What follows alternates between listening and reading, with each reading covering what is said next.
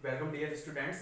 तो हमने यहाँ पर देखा था त्वरण का रूपांतरण, फोर्थ पॉइंट, उसके अनुप्रयोग चल रहे थे। लॉरेंस रूपांतरण समीकरण जो हमने लिखी थी उसमें हमने पहले किया था वेगों का संयोजन, फिर एक लंबाई का संकुचन जिसका की फॉर्मूला आ रहा था L equal to L naught root of 1 minus के v square upon c square.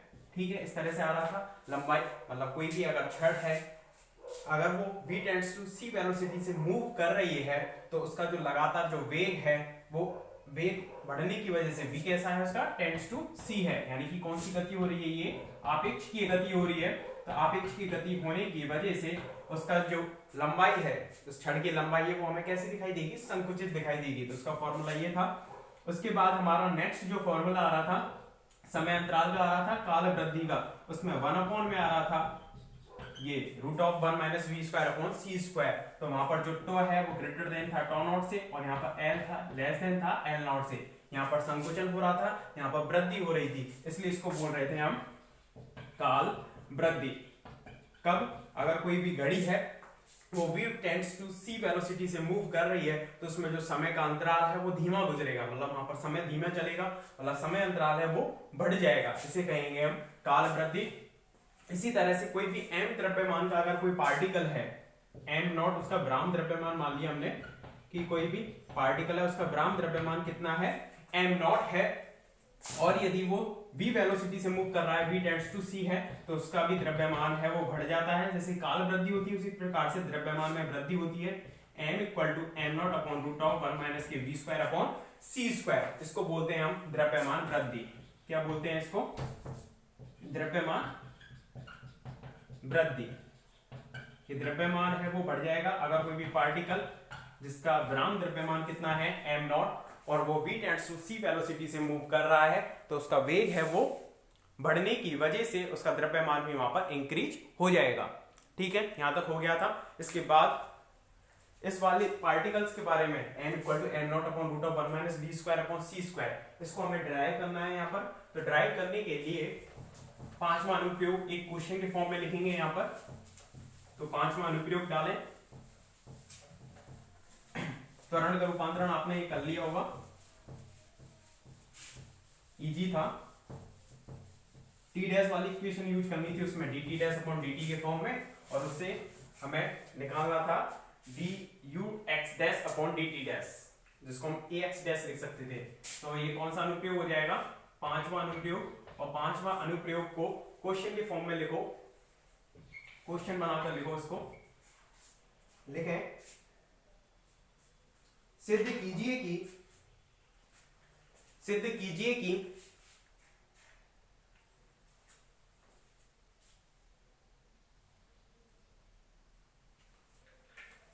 v वेग से गतिशील कण का द्रव्यमान, सिद्ध कीजिए कि v वेग से गतिशील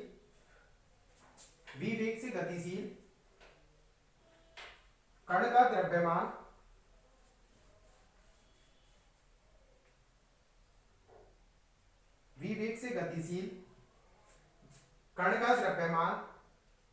आपेक्षिकता के विशिष्ट सिद्धांत के अनुरूप होता है। v वेग से गतिशील कण का द्रव्यमान आपेक्षिकता के विशिष्ट सिद्धांत के अनुरूप होता है, अर्थात m equal to m naught upon root of 1 minus के v square upon c square, ये हमें प्रूफ करके लाना है। इसके अनुरूप होता है, यानी कि m equal to m naught upon root of 1 minus v square upon c square, इसको हमें सिद्ध करना है। इसके लिए आंसर डालेंगे और इसमें इस चित्र को बनाएंगे पहले कि दो हमारे पास निर्देश तंत्र हैं। एक बार इधर देख लो, S निर्देश तंत्र है, दूसरा है S डैश निर्देश तंत्र। ठीक है, दो निर्देश तंत्र हैं। इसमें मान ली हमने निर्देशाक्ष x y z है, इसमें कौन कौन से हो गए, o डैश, और ये वाला o हो गया, ये z डैश, ये x डैश, और ये वाला y डैश। ये v वेलोसिटी से s के सापेक्ष क्या कर रहा है, प्लस x दिशा में मूव कर रहा है, गति कर रहा है। तो इसमें हमने कोई दो पार्टिकल ले लिए, उनकी टक्कर का अध्ययन कर रहे हैं हम। इसका द्रव्यमान मान लिया हमने m1, इसका मान लिया हमने m2। टक्कर से पूर्व बात कर रहे हैं हम, ये टक्कर से पूर्व हम बात कर रहे हैं कि m1 पार्टिकल है वो u1 वेग से गतिशील है, और m2 पार्टिकल है वो u2 वेग से गतिशील है। इसमें u1 वेग मान लिया और उसका u2, और कौन सी दिशा में वेग है इनका, x दिशा में ही वेग है। तो टक्कर के पश्चात हम देख रहे हैं, टक्कर के पश्चात क्या होता है, ये दोनों पार्टिकल आपस में मिक्स हो जाते हैं इस तरह से दोनों, और इसका टोटल द्रव्यमान कितना बन जाता है m1 प्लस m2, और ये कितने वेग से मूव करने लग जाता है, v वेग से। ऐसा हम मानकर चल रहे हैं कि दो पार्टिकल है, उन्होंने टक्कर करके दोनों ऐड हो गए, एक दूसरे में चिपक गए, m1 प्लस m2 द्रव्यमान उनका टोटल हो जाएगा, और वो कितने वेग से मूव कर रहा है, v वेग से। तो ये s के सापेक्ष v वेग से मूव कर रहा है, ध्यान रखना, निर्देश तंत्र s है, इसके सापेक्ष ये पार्टिकल कितने वेग से मूव कर रहा है, v वेग से, और v वेग से ये s निर्देश तंत्र गति कर रहा है। तो इसके सापेक्ष ये कैसी अवस्था में होगा बता सकते हो, टक्कर के बाद ये वाली जो अवस्था होगी, मतलब इसके अंतर्गत ये जो पार्टिकल है m1 प्लस m2, उसका वेग कितना हो जाएगा इसमें, 0। किसके सापेक्ष, s के सापेक्ष। s v वेग से मूव कर रहा है, ये दोनों मिलकर भी v वेग से मूव कर रहे हैं, तो दोनों एक दूसरे की पैरेलल इस तरह से चलेंगे। तो मतलब इसके सापेक्ष ये कैसी अवस्था में होगा, इस तरह अवस्था में, टक्कर के बाद। जो हम s के सापेक्ष इसका वेग देख रहे हैं, वो वेग कितना माना जाएगा, v डैश से रिप्रेजेंट कर सकते हैं हम इसमें, v डैश, क्योंकि s के रिप्रेजेंट संगत हमने उसको कितना मान लिया, v डैश। तो v डैश इसमें कितना हो जाएगा, s के सापेक्ष निर्देश तंत्र में इसका वेग 0। तो आपने पढ़ा होगा एक संवेग संरक्षण का नियम, तो संवेग संरक्षण का नियम यदि हम s निर्देश तंत्र में लगाएं, s निर्देश तंत्र में, कि ऑलवेज जो मोमेंटम है वो कंजर्व रहता है, तो s निर्देश तंत्र से अगर हम बात करें तो स्टार्टिंग का संवेग यानी टक्कर से पूर्व संवेग टक्कर के बाद के संवेग के बराबर होगा। मतलब टक्कर से पहले संवेग अगर हम बात करें m1 u1 डैश, s में बात कर रहे हैं, इसमें टक्कर से पहले इनके वेग मान लिए दोनों पार्टिकल्स के, इसका और इसका मान लिया हमने u1 डैश, और इसका मान लिया इसके अंतर्गत इसका वेग u2 डैश। इसके सापेक्ष वेग तो इसके थे u1 और u2 जो उसके नेचुरल वेग थे, लेकिन s के सापेक्ष अगर हम इसके वेग मान रहे हैं, क्योंकि वो v वेग से गतिशील है, तो गतिशील निर्देश तंत्र के सापेक्ष उसके वेग अलग अलग होंगे।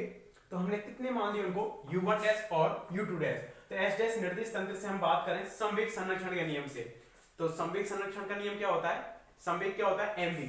तो टक्कर से पूर्व संवेग इक्वल टू टक्कर के बाद संवेग, इस तरह से लिख सकते हैं, टक्कर से पूर्व संवेग इक्वल टू टक्कर के बाद संवेग, टक्कर के बाद संवेग, टक्कर से पूर्व संवेग इक्वल टू टक्कर के बाद संवेग। तो टक्कर से पूर्व संवेग कितना हो जाएगा, s डैश फ्रेम में अगर हम बात कर रहे हैं तो m1 u1 dash plus m2 u2 dash equal to कितना हो जाएगा, टक्कर के बाद यानी कि m1 plus m2 v dash, और v डैश का मान कितना है, v डैश का मान 0 है, तो m1 u1 dash plus m2 u2 dash कितना हो जाएगा, 0 हो जाएगा। इस समीकरण से मतलब क्या है कि टक्कर के बाद का संवेग 0 है, टक्कर के बाद का संवेग 0 है s डैश निर्देश तंत्र में, क्योंकि v डैश कितना है, 0 है, तो टक्कर से पहले का संवेग भी कितना होना चाहिए, 0।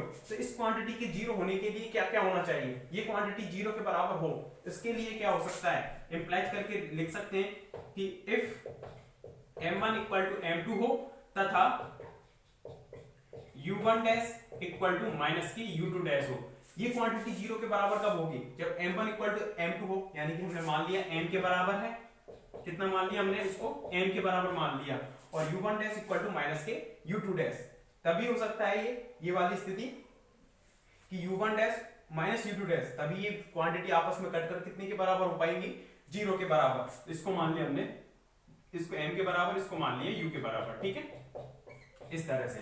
तो संवेग संरक्षण के नियम से हमने s डैश में देखा कि अगर टक्कर के बाद इसमें संवेग 0 है, तो टक्कर से पहले संवेग 0 होने के लिए m1 इक्वल टू m2 होना चाहिए इस निर्देश तंत्र में, जो कि हमने m मान लिया, और उनका जो वेग है बराबर तथा विपरीत दिशा में होना चाहिए। मतलब ये पार्टिकल ऐसे मूव ना कर कैसे कर रहे हैं, एक दूसरे की तरफ कर रहे हैं, समान वेग से एक दूसरे की तरफ मूव कर रहे हैं, क्योंकि माइनस आ रहा है, ठीक है। तो अब इसके बाद हम बात करते हैं s निर्देश तंत्र में, हमें ये वाला फॉर्मूला है वो ड्राइव करना है, इसके लिए हम ये सारा काम कर रहे हैं। s निर्देश तंत्र के लिए एस निर्देश तंत्र के लिए अगर हम बात करें तो एस निर्देश तंत्र में हम बात करते हैं तो एस निर्देश तंत्र में संवेग संरक्षण का नियम लगाते हैं m1 u1 plus m2 u2 equal to कितना हो जाएगा m1 प्लस m2 और टोटल का वेग कितना है v। ठीक है, टक्कर के पश्चात। ठीक है, ये टक्कर से पूर्व चल रहा है और ये टक्कर के पश्चात चल रहा है नीचे वाला। तो यहां से लिख दिया हमने, m1 यहां से कॉमन लेते हैं तो u1 यहां से आएगा और v यहां से आएगा, तो u1 माइनस के v और इक्वल टू m2 यहां पर कॉमन लेते हैं तो v माइनस के u2। इस तरह से हो जाएगा ये संवेग संरक्षण के नियम से। u1 m1 पार्टिकल का वेग है और u2 m2 पार्टिकल का क्या है, वेग है। अब u1 और u2 को हम इससे निकाल सकते हैं, किससे, इससे यूज करते हुए निकाल सकते हैं, क्योंकि यदि एक निर्देश तंत्र में हमें वेग पता है तो दूसरे निर्देश तंत्र में हम वेग निकाल सकते हैं। कौन से निर्देश, किसका यूज करते हुए, वेगों के संयोजन वाले फॉर्मूले का यूज करते हुए। तो यहाँ हमें एस डैश में पता है, एस में निकालना है तो व्युत्क्रम वेगों का संयोजन लगाना होगा। व्युत्क्रम वेगों के संयोजन से कौन सा लगाना होगा यहाँ पर, व्युत्क्रम वेगों का संयोजन। व्युत्क्रम वेगों के संयोजन से, तो देखो व्युत्क्रम वेगों का संयोजन क्या है, ये आपने पढ़ा है नॉर्मली कि u x dash equal to u x minus के v अपॉन 1 माइनस के u x v upon c square. ये तो वेगों का संयोजन था, अपोजिट करके लिखना है। तो किस तरह से लिखोगे आप इसको, u x equal to u x dash plus v upon में 1 प्लस की u x dash v upon c square. व्युत्क्रम वेगों का संयोजन ये हो जाएगा, माइनस के स्थान पर प्लस हो जाएगा और डैश जहां पर नहीं है वहां पर डैश लग जाएगा और जहां है वहां से हट जाएगा।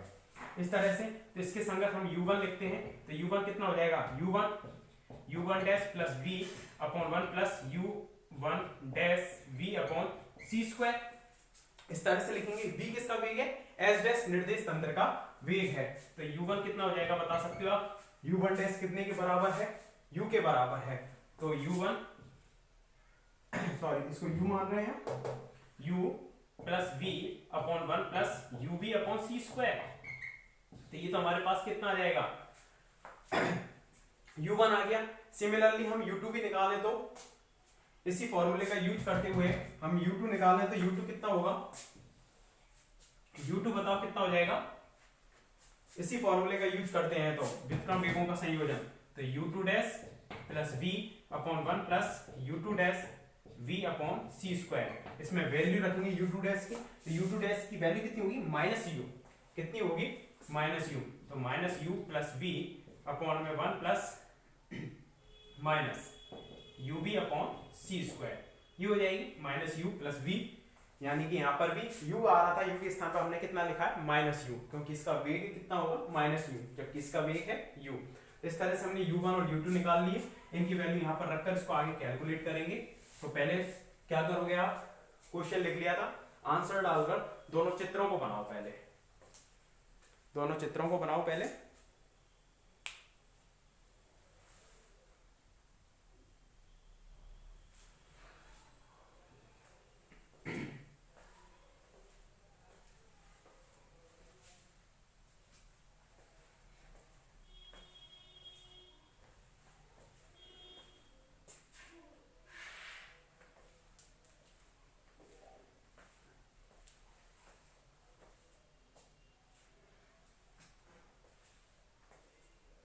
एस और एस डैश पैरेलल में बनाना, टक्कर से पूर्व और टक्कर के पश्चात, इसी तरह से बिल्कुल।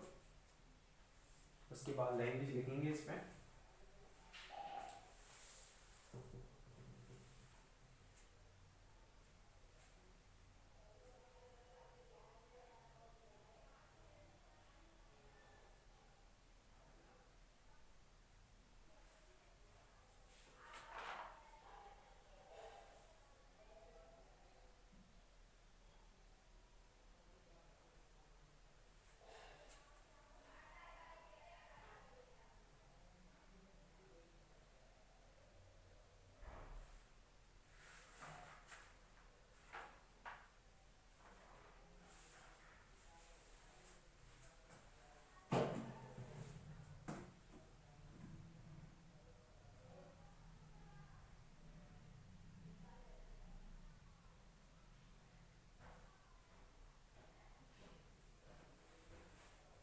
उसमें डैश से रिप्रेजेंट कर रहे हैं वेगों को, इस इसमें विदाउट डैश के u1 u2, उसमें u1 डैश u2 डैश, इसमें v है तो उसमें v डैश। तो इसमें अगर वो v वेग से गतिशील है तो s डैश के सापेक्ष वो कितने वेग से गतिशील होगा, v डैश इक्वल टू 0 वेग, क्योंकि उतने से ही निर्देश तंत्र गति कर रहा है और उतना ही उसका खुद का वेग है।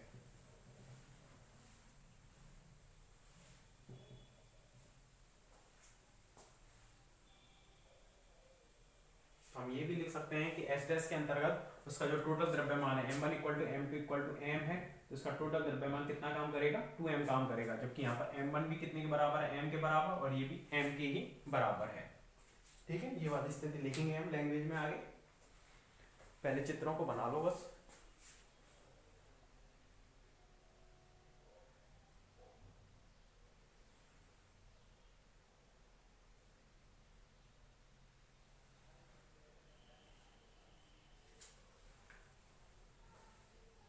देखिए इसमें माना दो निर्देश तंत्र S तथा S डैश हैं, माना दो निर्देश तंत्र S तथा S डैश हैं,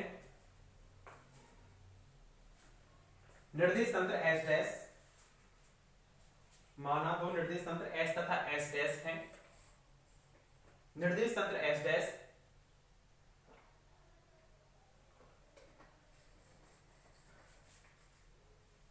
नियत वेग v से, निर्देश तंत्र S डैश नियत वेग v से प्लस x दिशा में गति करता है,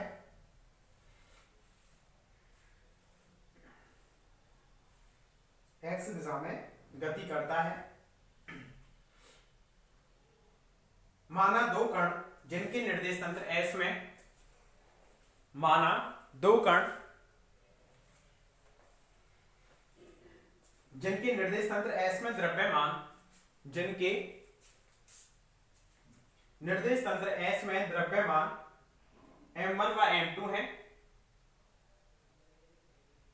जिनके निर्देश तंत्र S में द्रव्यमान m1 व m2 है,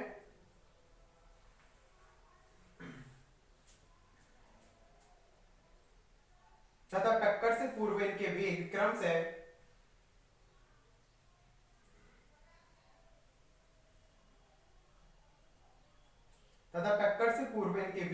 से u1 व u2 है, small u1 small u2, small u1 व u2 है,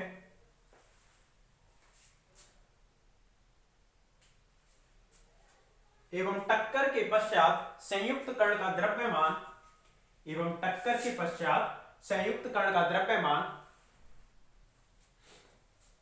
एवं टक्कर के पश्चात संयुक्त कण का द्रव्यमान m1 प्लस m2 है, एवं वेग स्मॉल v है। संयुक्त कण का द्रव्यमान m1 प्लस m2 है तथा वेग स्मॉल v है।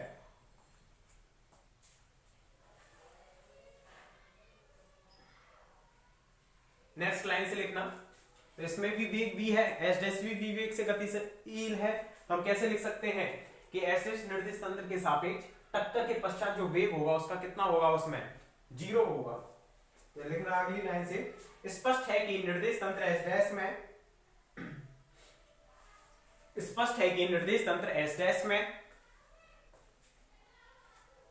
स्पष्ट है कि निर्देश तंत्र S डैश में संयुक्त कण का, स्पष्ट है कि निर्देश तंत्र S डैश में संयुक्त कण का टक्कर के पश्चात कुल संवेग, संयुक्त कण का टक्कर के पश्चात कुल संवेग 0 होगा।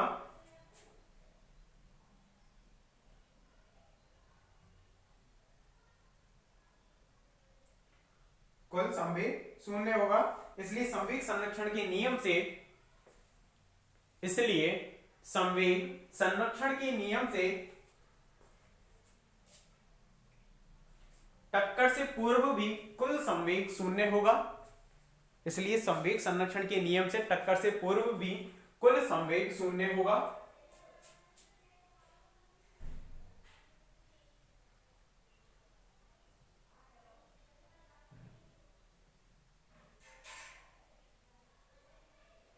अर्थात टक्कर से पूर्व दोनों कणों के द्रव्यमान, अर्थात टक्कर से पूर्व दोनों कणों के द्रव्यमान, अर्थात टक्कर से पूर्व दोनों कणों के द्रव्यमान एक समान टक्कर से पूर्व दोनों कणों के द्रव्यमान एक समान व वेग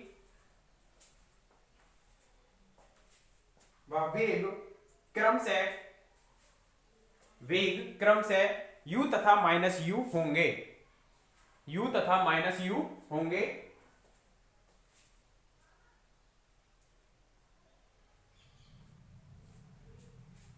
अतः अर्थात एस डैश निर्देश तंत्र में एस डैश निर्देश तंत्र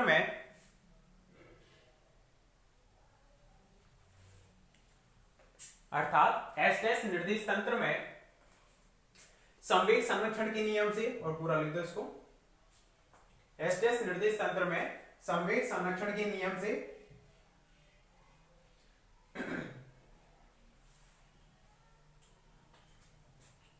एस डैश निर्देश तंत्र में संवेग संरक्षण के नियम से, जिससे हमने एक स्थिति निकाल ली कि उसके अंतर्गत जो दोनों का द्रव्यमान है वो बराबर होगा और उनका वेग है अपोजिट एवं इक्वल होगा।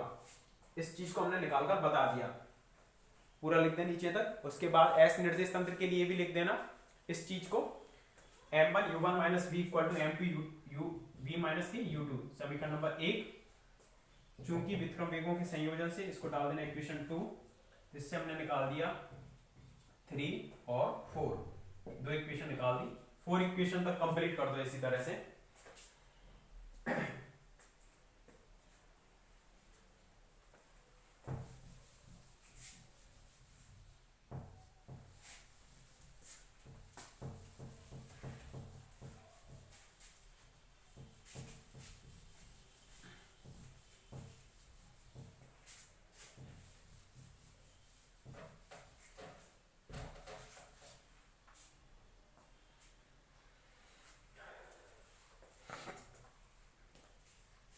इक्वेशन नंबर 4 तक कंप्लीट करो इसको।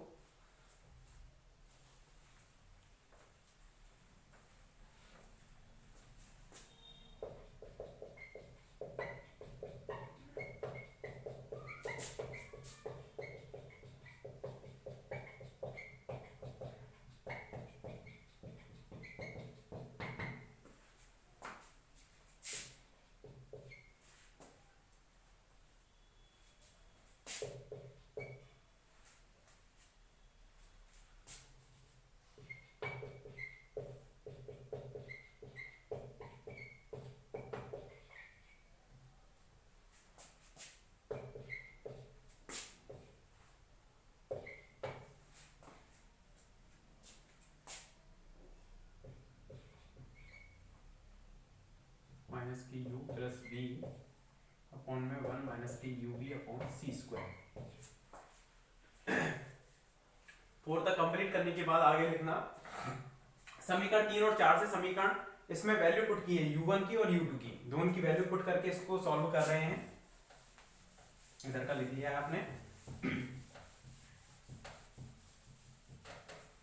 तो देखें इसको, m1 1 plus u v upon c square, LCM ले लिया तो u प्लस वी माइनस के, इसका मल्टीप्लाई इसमें होगा तो v हो जाएगा और माइनस में ही हो जाएगा u v square upon c square, इस तरह से हो जाएगा।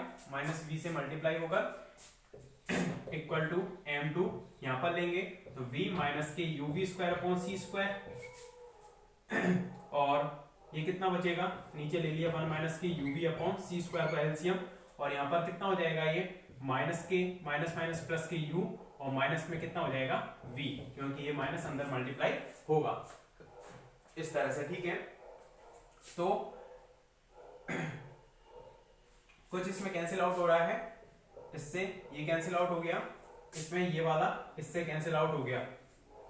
ठीक है, और इसमें से यदि हम q कॉमन u कॉमन ले, या ये कहें कि दोनों में u माइनस के u square v square upon c square, u v square upon c square, ऊपर की जो टर्म बचेगी या पहले हम लिख लेते हैं इसको, m1 u माइनस के u v square upon c square upon में 1 plus u v upon c square equal to m2, यहाँ पर कितना बचेगा, u माइनस के u v square upon c square upon में 1 माइनस के u v upon c square, यहाँ पर प्लस में आ रहा है, यहाँ पर माइनस में आ रहा है, तो यहाँ पर कितना चेंजेज आया, ये तो कैंसिल आउट हो जाएंगे एक दूसरे से, इसको इधर ले गए, या m1 अपॉन m2 निकाल लेते हैं हम, m1 अपॉन m2 कितना आ जाएगा, इसको ऊपर ले गए 1 plus uv upon c square, और अपॉन में आ जाएगा 1 माइनस के uv अपॉन सी स्क्वायर, इतना आ गया।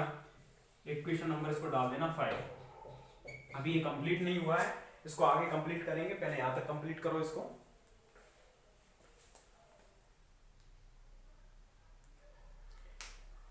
जो u1 और u2 की वैल्यू थी उसको रखकर बस सॉल्व किया है और m1 अपॉन m2 निकाला है। यहां तक रुक गए, इसके बाद एक स्टेप को लेकर चलेंगे और उस स्टेप को लेकर आगे इसमें वैल्यू पुट करेंगे 1 plus UV upon c square upon 1 minus UV upon c square की।